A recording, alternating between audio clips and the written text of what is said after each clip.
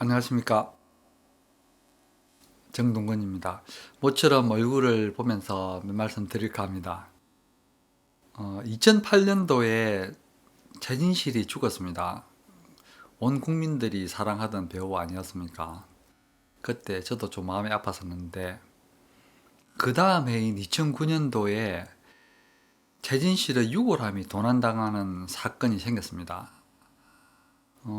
그래서 경찰들도 수사를 하고 또 온 국민들이 관심을 많이 보였습니다.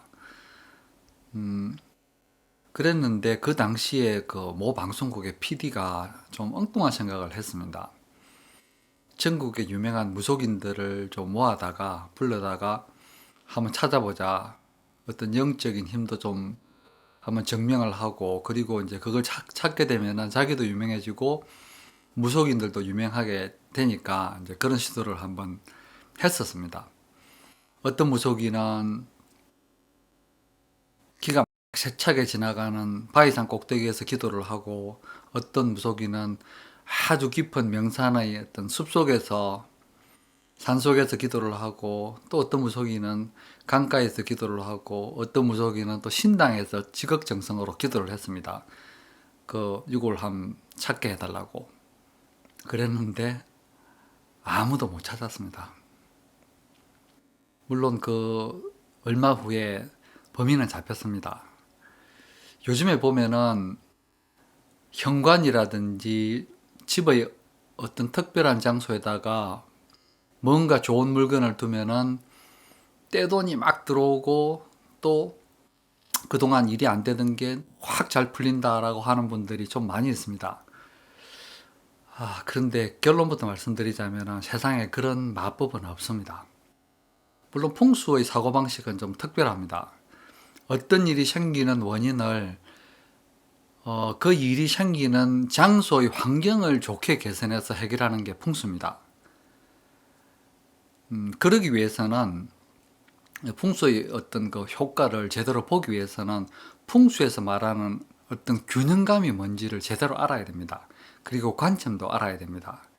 오늘의 주제가 현관에 두지 말아야 될 것에 대해서 말씀을 드릴 건데, 이런 개념을 잘 이해를 하시면은 그야말로 그 풍수의 제대로 된 힘을 제대로 얻을 수가 있습니다.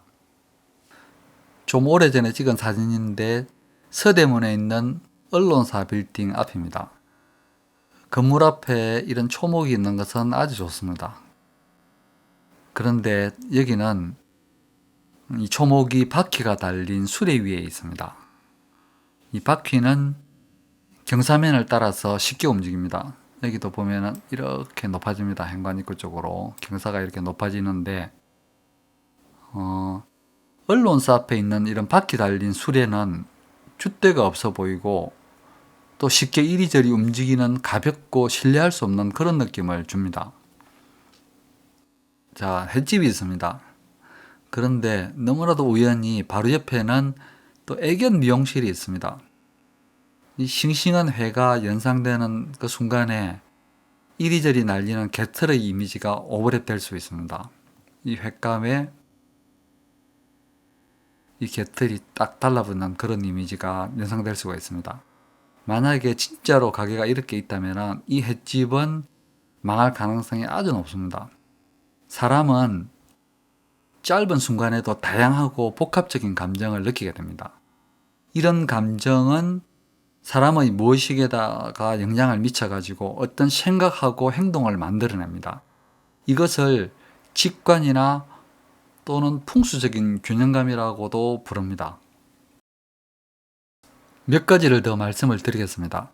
아파트 평면이 하나 있습니다. 현관이고, 현관문을 열고 쑥 들어오면 복도가 있고, 주방이 있고, 거실이 있습니다. 자, 이 부근에다가 이런 식으로 아주 멋진 그림이 하나 걸려 있다고 가정을 해보겠습니다.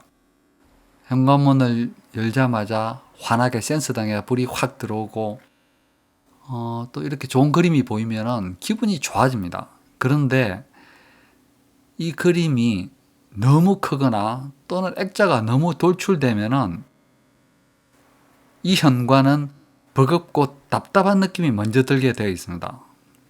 좀 다르게 설명을 드리면은 이 현관에다가 이런 난 화분을 이렇게 한 3개 정도 두면은 어떤 느낌이 들 것 같습니까? 풍수 이론대로 입구에다가 녹색 식물을 둬서 좋은 기운이 막 들어오겠습니까?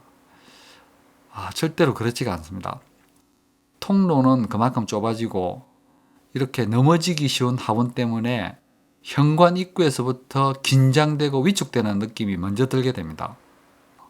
또 어떤 분들은 현관에 조화를 두면은 이 조화 자체가 죽은 것이기 때문에 행운이 아니라 불운을 부른다고 하는 분도 있습니다.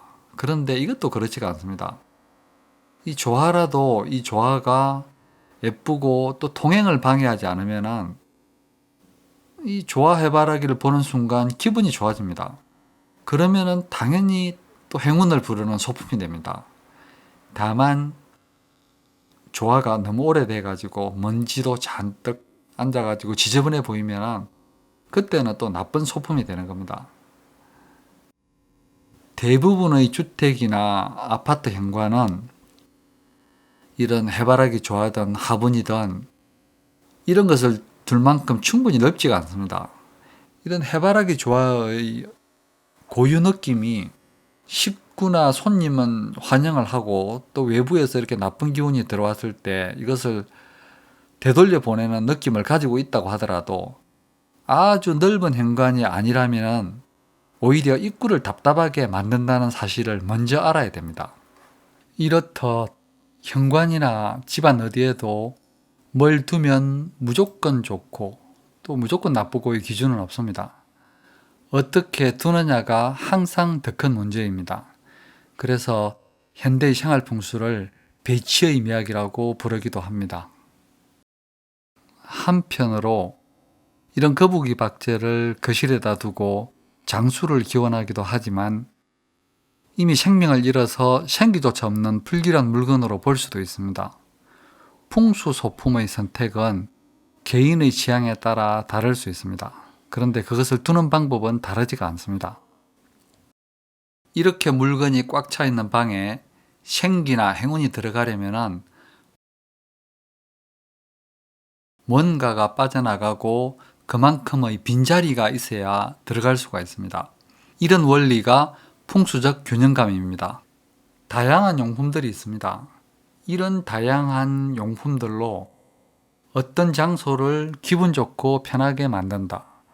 그러면은 자주 방문하는 사람이나 그곳에 사는 사람의 기분도 건강도 좋아집니다.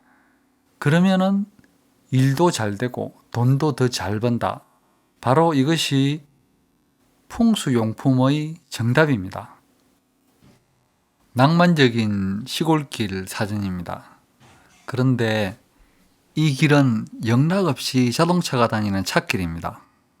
운치는 좀 있는데 급하고 여유가 그렇게 있어 보이지는 않습니다. 자, 이 그림을